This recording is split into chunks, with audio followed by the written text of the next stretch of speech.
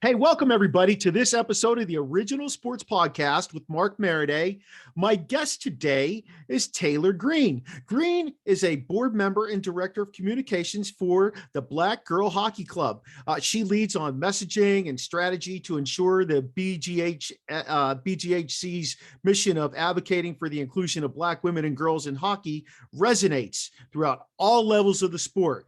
Outside of her work with BGHC, she chairs the Youth Council of the Sports Integrity Global Alliance, or the SIGA, where she works to affirm the dignity and rights of young people in sports. She's an avid, thank goodness, Pittsburgh Penguin fan. Taylor also is a proud native of Florida, where she earned her bachelor's and master's degree in sports management at FSU and the University of Florida, respectively. Taylor, how's the world treating you today?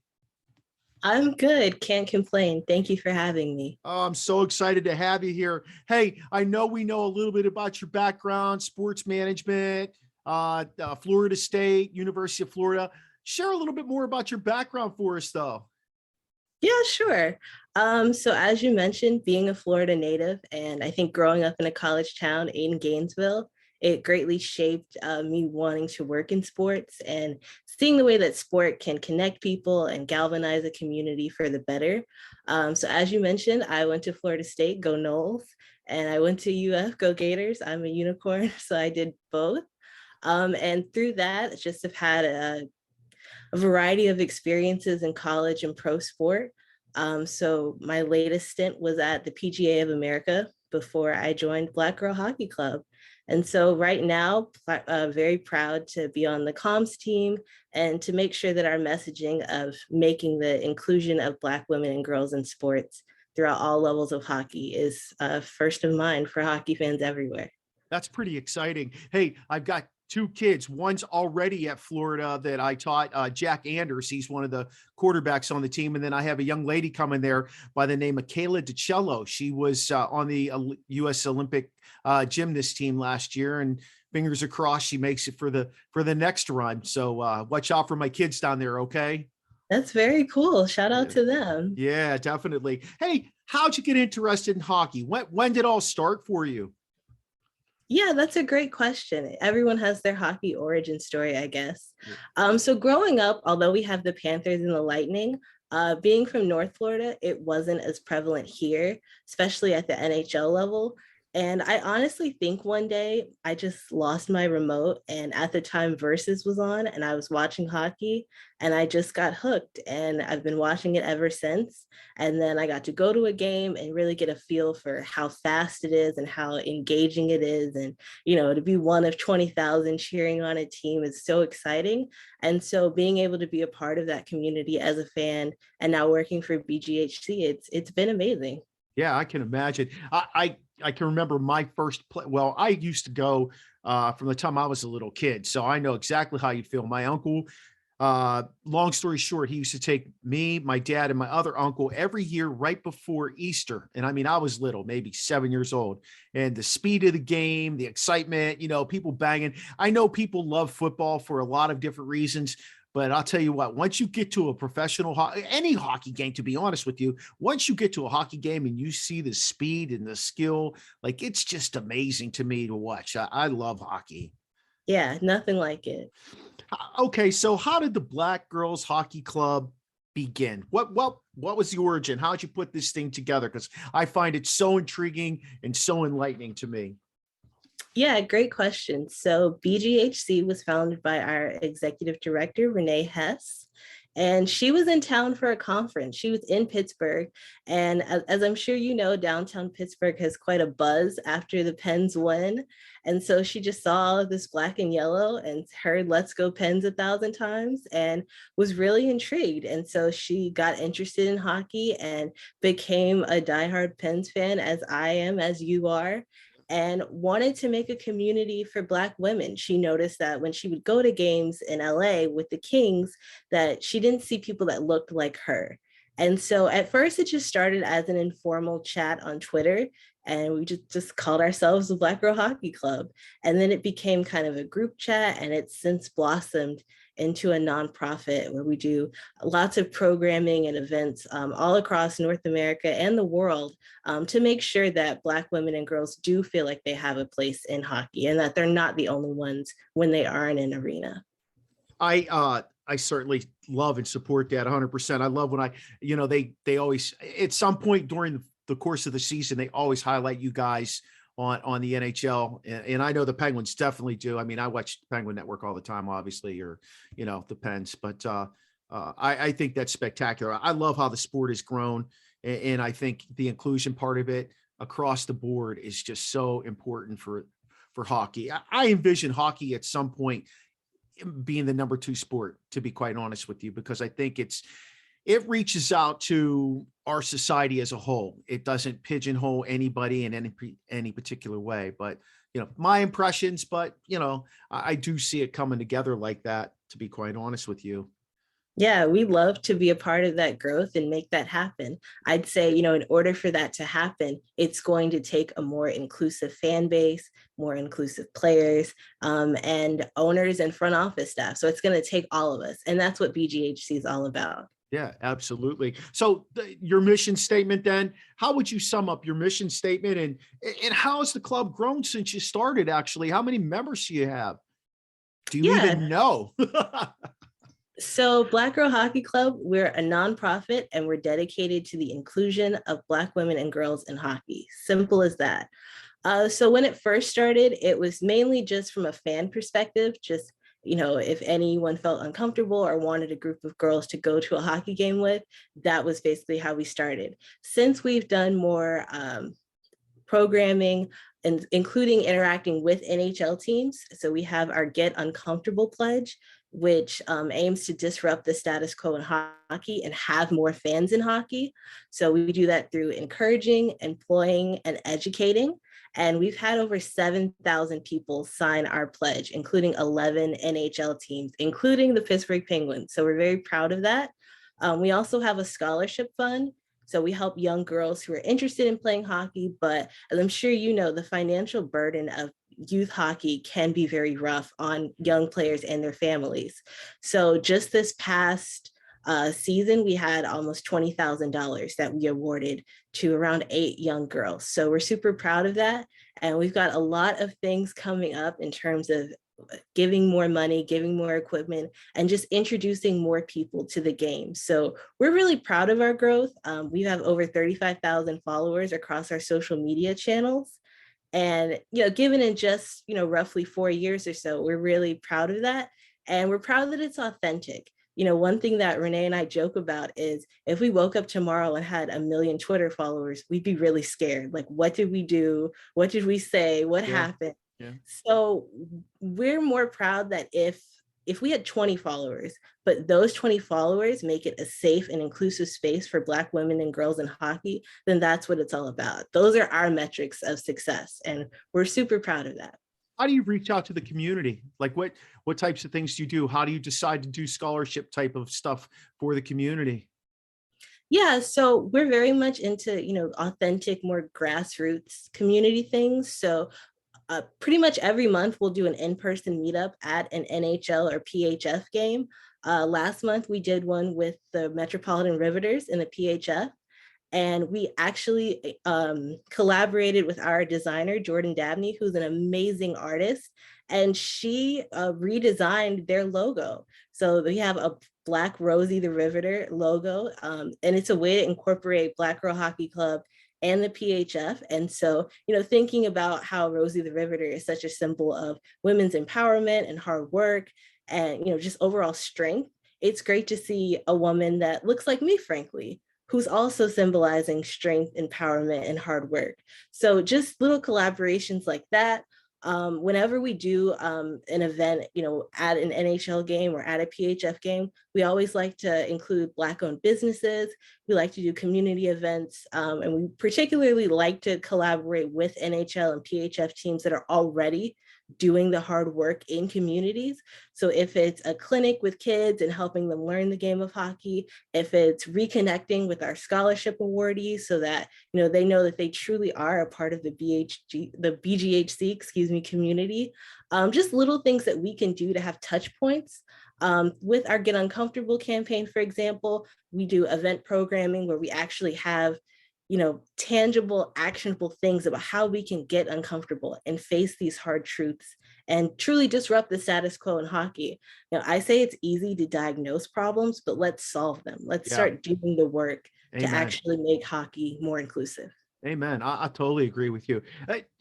What's your height time of the year to get out and actually, I know the season, you go to games, you do meetups and stuff like that. What's the height time of your year though, to get into like getting the young kids involved, getting the young Black girls involved, getting them interested? When do you really reach out into those communities to do that? Yeah, that's a good question. I mean, I don't think it's one time in particular. I would say maybe the fall, just because, kids are back in school, they're playing club hockey. So I find that we have a lot of, heavy traffic and lots of engagements during that period. But we try and be engaged all year round. One thing that we notice, unfortunately, is that sometimes during the month of February, when it's Black History Month in the US and Canada, we are very frequently requested, which is fine. We're happy to do that and we love to engage with people, but we're Black all year round. This month is Women's History Month and Gender Equality Month. It's also Disability Awareness Month. So we're happy to, incorporate all of those things. So we try and do things, every month. We incorporate Black history every month. We incorporate gender equality every month.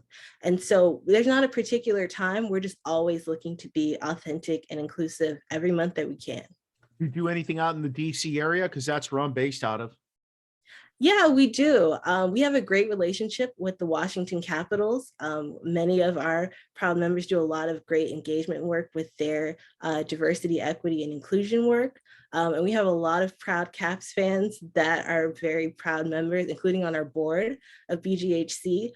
We do have an upcoming event for Juneteenth. I will leave it as a tease. But we have an upcoming event. We are collaborating with another organization in DC, and it's going to be a big event, and we're really excited, but I can't give too many details. So you're the first one to hear that. When let me ask you this, how can a listener find out the information besides your website? Like, how is it going to be spread that you have this big event going on? What exactly it is and how they can get involved? Yeah, great question. So be sure to follow us on Twitter at Black Girl Hockey. You can follow us on Instagram at Black Girl Hockey Club. You can always look at our website, blackgirlhockeyclub.org. And the other organization that we're partnering with will also have lots of information. So it'll be a big event. That's all I'm going to say. Oh, I can't wait. I'm excited to find out what it is, to be honest with you. So your role basically is to grow, is to help. You're part of the growth of the organization. What types of events? Let's get real specific. What types of events do you do in terms of the growth? Who do you reach out to pull in to help you to expand and grow and open eyes?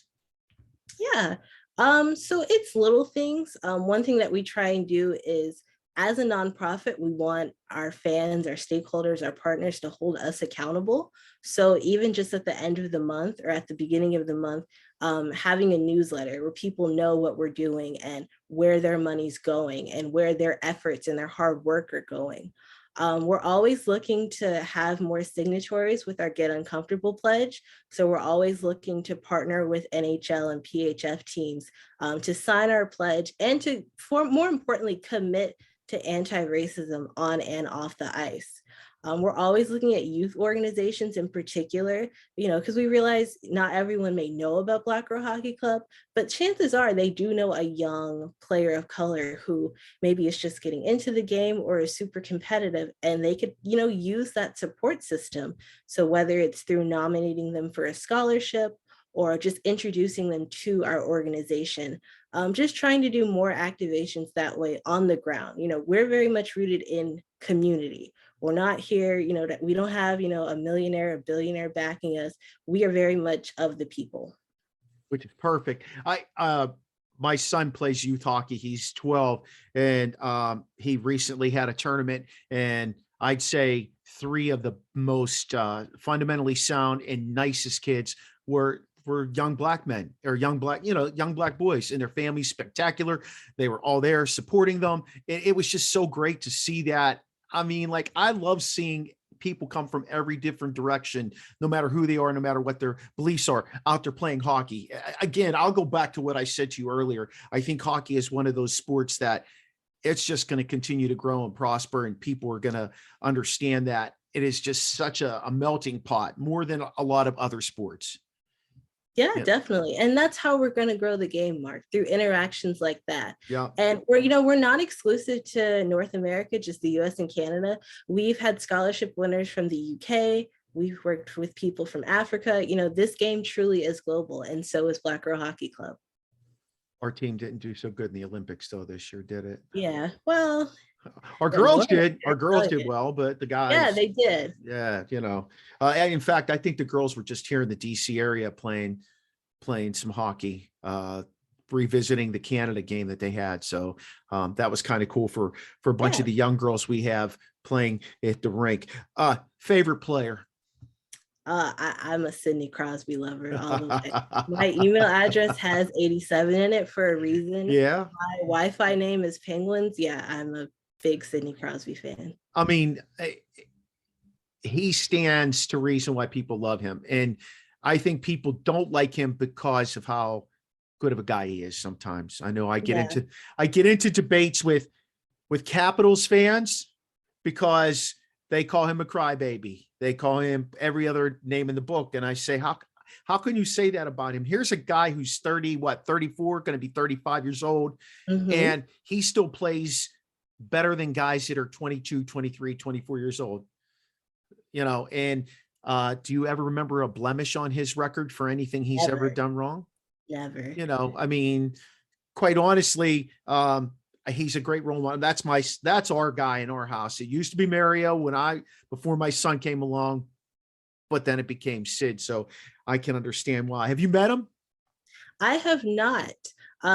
Black Girl Hockey Club, we had a meetup in Pittsburgh and we walked past him. So I have seen him a couple of times, but I have not had the pleasure of meeting him. But I've heard nothing but good things about him. So actually, I had someone, funny enough, when I was working at the University of Florida while I was in grad school, my boss used to work for the Penguins. And so she met Sidney Crosby a couple of times. So small world.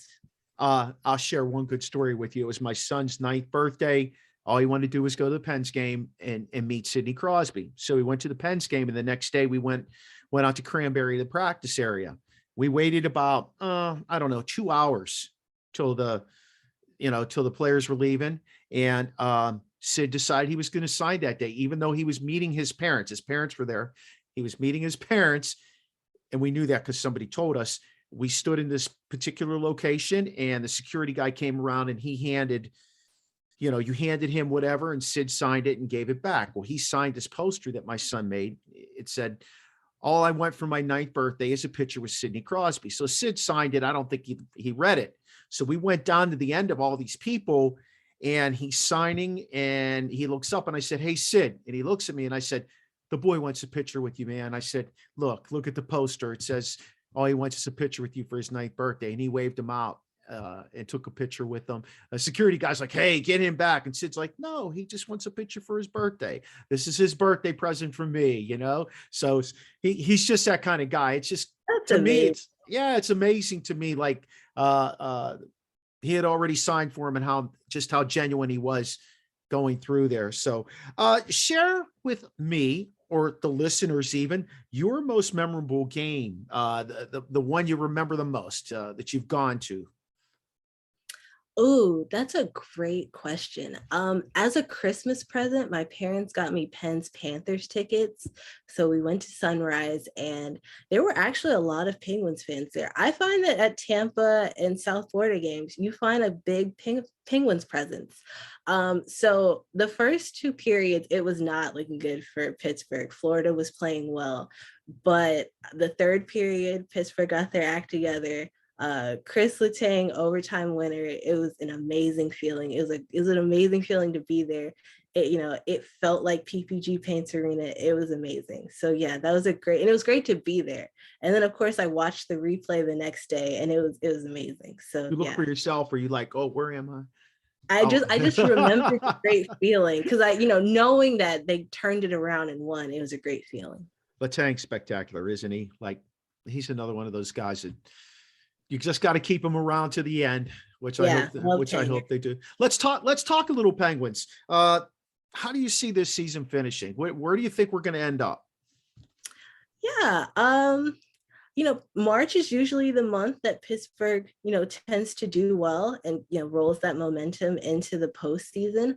Um, Carolina is tough in the Metro. So I expect we'll maybe finish second overall, but I definitely think we'll make the playoffs, have to keep that streak going. Yeah. I expect good things. And more importantly, I like the way that the players are talking. They sound like they're focused, that they know they have to finish well in the regular season, but that they are focused on a good run this year. And I like that.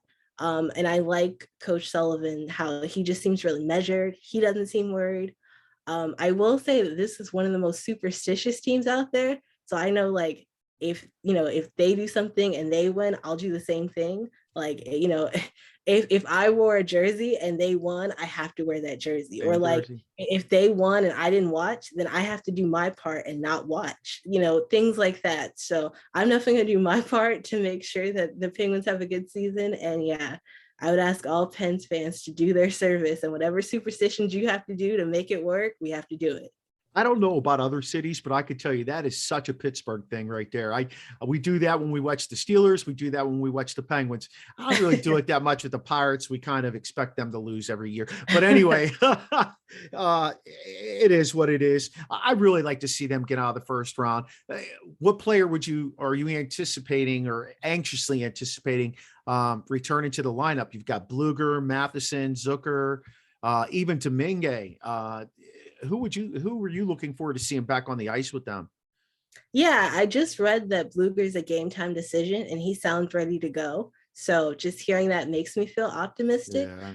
I think especially for the postseason, Jason Zucker, I was kind of skeptical when he first was traded, but I feel really good about him. I'm not sure why it didn't work out with the Wild, but I feel really good about him. I like his chemistry with Crosby and even sometimes with Malkin. And I really hope that works out. I will say, not that you asked, but my player to watch out for, especially in the playoffs, is Brian Rust. When he's doing well, I have no worries. But when things aren't working out, then I get worried. Are we going to re-sign him? I hope so. We better. Yeah, you got Rust, Malkin, and Letang. Pick two of the three that you want to keep home. Well, I mean, I guess we have to keep the big three together. They have the 3 diamonds on their ring, on their third, Stanley Cup ring. Like, they are a unit. I'll never forget that quote when Sid said, "It's me and Gino." So they are all a package deal. But I really hope that we keep Russ too. I mean, being a GM is hard and the NHL salary cap is no joke. But I hope that we keep all 3 and Rust. I know you saying that about Sid talking about their package deal. Sid still goes out to the ice before Gino, which is like, people don't understand how unselfish those two guys are with each other. And Malkin even came out and said something about, "I've got plenty of money. This isn't about money, the next contract." Yeah, I mean, Evgeny Malkin would be a first line center, would be a superstar. And he's a superstar with the Pens, but Yeah, I mean, he would be, a megastar on any other team. And I think it says something to, the importance of team to this team. So yeah, a big credit to Gino and Sid. And they both play hard. They're not divas. They don't, take a shift off. They play like fourth line, scrappy, young, wanting to be signed players. They always play hard, and seeing how, excited they are every time someone scores, every time there's a win, just seeing that enthusiasm all these years makes me very hopeful. Yeah. People don't understand how lucky and blessed and fortunate we are to have that. We went from Lemieux with a few down years and then into Crosby. So we were kind of lucky. Even having Jaromir Jagr for all those years. I mean, I met Jagr when he was 18. I lived in Pittsburgh at the time, and I met him at he was days from coming to this country at a signing. I got something signed by him. Kid couldn't speak a lick of English then. Not a lick. You know, hey, talk a little bit about your position as the chair of the Sports Integrity Global Alliance. Share a little bit about that for us. Yeah, sure. Thank you for asking. So SIGA is the largest neutral global coalition of sport governing bodies and other organizations that are devoted to sport integrity. So devoted to preserving what's right with sport. So in my capacity, I chair the Youth Council, and I just make sure that all of our policies and any of our programming and strategy keeps young people in mind. We always look at young people as the leaders of tomorrow, but in order for that to be the case, we have to lead today. Yeah. So I lead a team of 11 right now, and we just make sure that in everything that we do with SIGA, that young people are included and that young people know that they have a say when it comes to sport integrity. Youth sport is actually, unfortunately, one of the places where, corruption and things like that can play a role. So we just want to make sure that people are keeping young people in mind. How long have you been in that organization in your position? I've been in since August of 2020. So I started during the pandemic. I initially started as secretary and worked my way up just through hard work and being proactive and having lots of ideas. I was also in the Global Female Mentorship Program, so graduated from that and then have been with SIGA ever since. Taylor, you're a go-getter. I'll tell you, this is a real honor to talk to you. When I catch up with you in 5 years, because I'm going to track you down, by the way, I want to find out where the Black Girl Hockey Club is in 5 years and what Taylor Green is doing if I don't read about you before then. But when I track you down in 5 years, what will you have accomplished? When I say to you, Taylor, what's been going on these last 5 years? What are you going to be able to tell me? Well, I hope to still be working with Black Girl Hockey Club, to be honest. It may not be in communications or in my current role, but hopefully in some sort of capacity, I'm still working to make this game more inclusive and welcoming to Black women and girls. So I think in terms of the success, you'll just see more NHL teams signing our pledge. You'll see more scholarship winners. You'll see more of a just more of a ubiquitous presence of BGHC and just continuing to do the work. That's impressive. Okay, so I have a final segment I do, and I'm going to put you on the spot here. Your Mount Rushmore of Pittsburgh Penguins. Okay. Well, first, Mario, have to put him first. Then Sid, have to put Sid. Then Malkin, have to put Malkin. I'm tempted to put Yager. This might be a hot take. I'm gonna go with Flower. I'm gonna put Marc-Andre Fleury. When I started watching the Pens, it was around 2003. So Fleury had just been drafted. And, I just think about, how much we still love Flower, no matter what, we got rings with him, Flower World. I hope Sid and Flower still have an empty seat on the team charter from where each other used to sit next to each other, because that's how close they were. So I'm going to put Flower number 4. So that's my Mount Rushmore. I have to support you 100%. Even though I grew up watching Yager play, the way he left Pittsburgh, and then when they attempted to get him back and he kind of shunned them off and went to Philadelphia, he left kind of a sour taste in my mouth. Now, I don't dislike him and I don't disrespect him. I think he's a spectacular hockey player. My God, have you seen the man? He's ridiculous looking even at 50 years old. And he's still playing. I just read an article yesterday or maybe this morning where he is his team at Kladno. He's taking them, because they're in the championship, to an 18,000 seat arena, and all the proceeds from the championship game that he races are all going to the Ukraine. That's great. Yeah. So, I got to respect him from that perspective. As far as being on my Mount Rushmore, though, I don't like how he played the Penguins and Mario. So I'm with you. Hey, thanks again. I appreciate all your time, Taylor Green. Our guest, Taylor Green from the Black Girls Hockey Club, Penguin extraordinaire fan. So we really appreciate you coming on the show today. Thank you, Mark. Go Pens. Yeah, let's go Pens. Hey, you can follow Taylor on Twitter at Taylor_YLOR Green.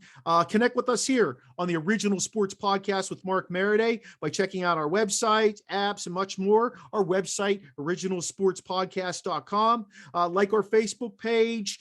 Join us on Twitter, both of those, as well as Snapchat, OSP with MM. You can also follow us on Instagram, watch our TikToks, and check out our YouTube channel. All that is Original Sports Podcast. Hey, feel free to let us know if you have any comments, questions, or suggestions for the show by emailing us at originalsportspodcast@gmail.com.